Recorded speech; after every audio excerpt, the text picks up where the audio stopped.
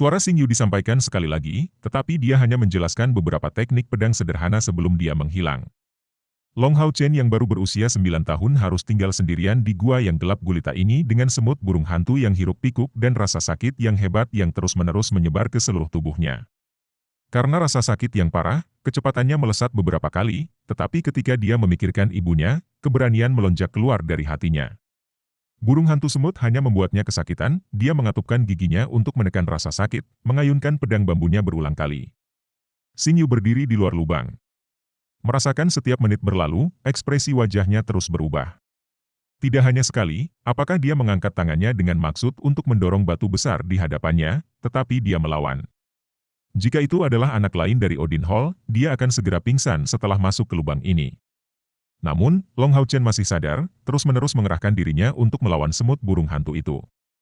Mereka tidak beracun, tetapi dapat dengan mudah membawa rasa sakit yang hebat kepada orang-orang. Tubuh panjang sepertiga decimetre, 1 cun, mereka tidak hanya sangat keras, tetapi mereka juga memiliki kekuatan serangan yang luar biasa. Ekspresi di mata Xing Yu terus berubah, dia benar-benar melatih Long Hao Chen dengan metode ekstrim.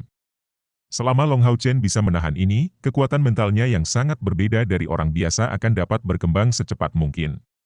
Pelatihan ini juga memiliki banyak manfaat lainnya. Itu akan memasukkan keinginan besi untuknya. Setelah setengah jam penuh, Long Hao Chen merasa seperti dia melewati 1 abad di sini. Seluruh tubuhnya sudah mati rasa karena rasa sakit. Dia tidak bisa lagi mengayunkan pedang di tangannya dan tubuhnya yang lemah tenggelam dalam keadaan koma.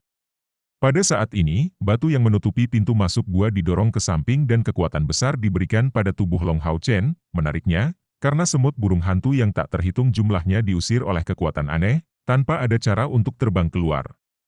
Untuk menghindarinya.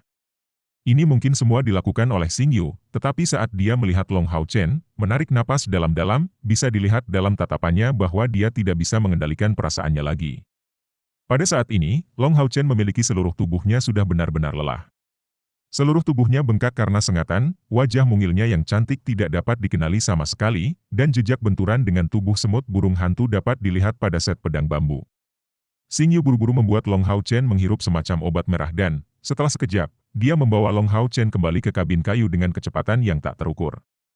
Ada total 3 kabin kayu, selain kabin kayu master dan muridnya, ada juga kabin lain yang tidak pernah dimasuki Long Hao Chen. Pada saat ini, ke dalam kabin kayu inilah Xing Yu membawanya.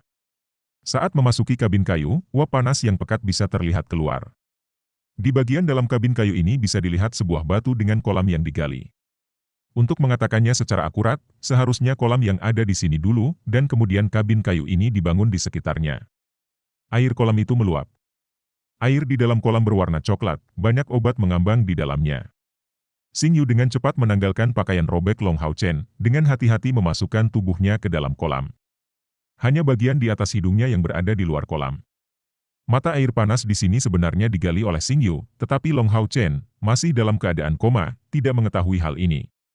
Di dalam air kolam, dia dibasahi dengan bahan medis yang memiliki nilai yang bahkan 10.000 botol cairan pelatihan elemental tidak dapat dibandingkan. Setelah setengah jam, Xing Yu melihat bahwa bagian yang bengkak di tubuh Long Hao Chen secara bertahap menghilang dan meninggalkan kabin kayu. Sinar matahari berangsur-angsur menghilang, meninggalkan ruang untuk cahaya redup di malam hari dan, tanpa disadari, hari sudah senja. Itu menyakitkan. Wah, teriak Long Hao Chen, bangun dari komanya saat direndam di air panas. Tubuhnya bergerak, tetapi secara alami tidak bisa menjaga keseimbangannya. Air di kolam itu tidak dalam, tapi dia minum sedikit dan hanya memuntahkannya. Dari kolam, suara batuk yang keras bisa terdengar. Di mana saya? Long Hao Chen dengan acuh tak acuh melihat uap di sekitarnya dan air di sekitarnya. Rasa sakit yang hebat yang awalnya dia rasakan sudah hilang dan, kecuali dari kenyataan bahwa seluruh tubuhnya telah dibersihkan dan telanjang sepenuhnya, dia merasa sangat alami. Membuka pintu dan memegang pakaian, Xing Yu masuk dari luar. Kenakan pakaian ini dan keluar, setelah mengeluarkan kalimat sederhana, dia pergi lagi. Long Hao Chen keluar dari air, agak bingung, mengambil handuk di sisinya sebelum mengenakan pakaian bersih. Kemudian, dia memikirkan kembali peristiwa yang terjadi di gua semut burung hantu. Mengingat rasa sakit yang hebat yang dia alami saat itu, dia tidak bisa menahan untuk tidak menggigil. Pada saat itu, dia sepenuhnya mengandalkan keberaniannya untuk menanggungnya, tetapi memikirkan kembali tentang ini, dia merasakan sekali lagi rasa sakit yang parah pada saat itu. Saat dia mendorong pintu, dia menemukan bahwa dia berada di kabin kayu ketiga dan masuk ke kabin tengah. Dia menemukan makanan kaya yang diatur di atas meja. Datang dan makan. Xing Yu bertindak seolah-olah tidak terjadi apa-apa, menunjuk ke makanan di atas meja dan mulai makan.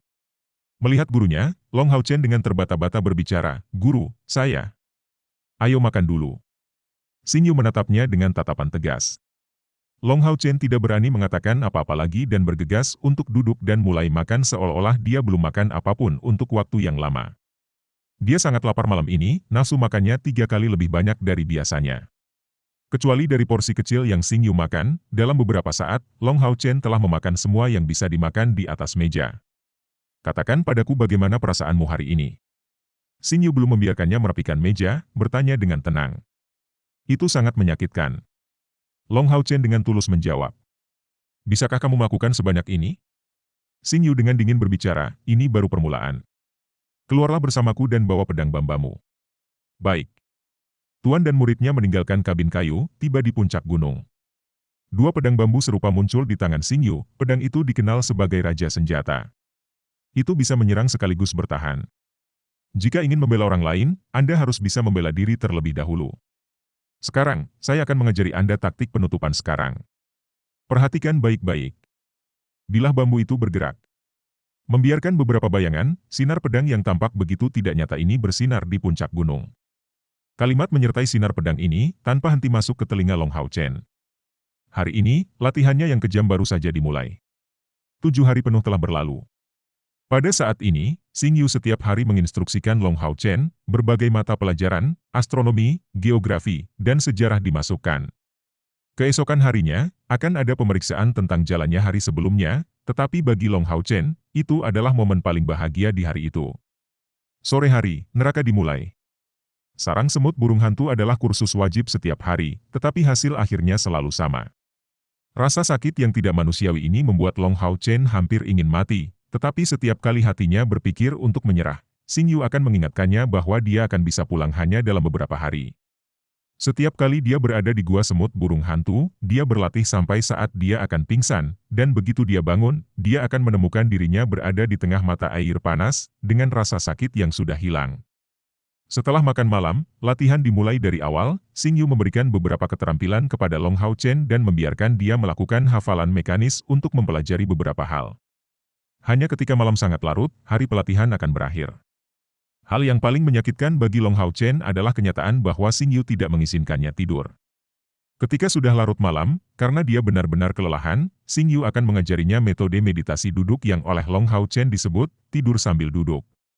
Dan di pagi hari, pedang Xing Yu akan memukulnya, tanpa ragu, untuk membangunkannya.